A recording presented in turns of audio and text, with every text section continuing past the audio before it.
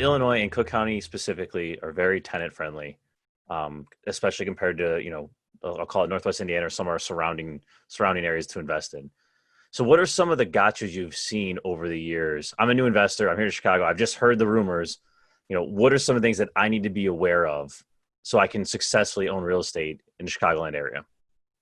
Yeah. So, historically, you mentioned that it's tenant friendly, and just for background context, there's the Chicago residential landlord tenant ordinance that came into play. And it is, you're right, it is tenant friendly, and it comes from, what previously existed.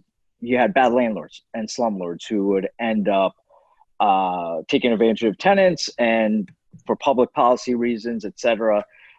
Throughout the course of time, the city of Chicago enacted this landlord tenant ordinance. Now, as an investor, it's really important, if you're coming into the city of Chicago specifically, that you are at least somewhat well versed, or at least have someone that you can refer to understand what the RLTO is. Because under the RLTO, you can have some significant liability to tenants related to both security deposits, notices, coming in for doing repairs.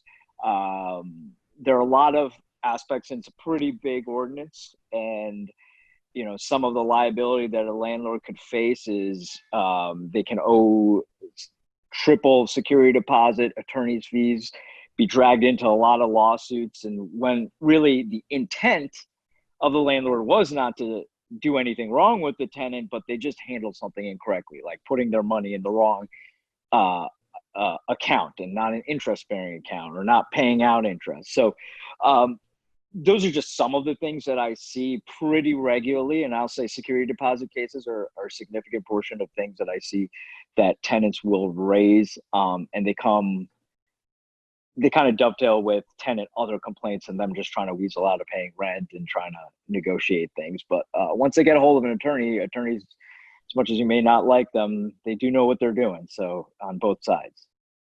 When did it come out? I was trying to do some fact checking here in the background. I can't figure it.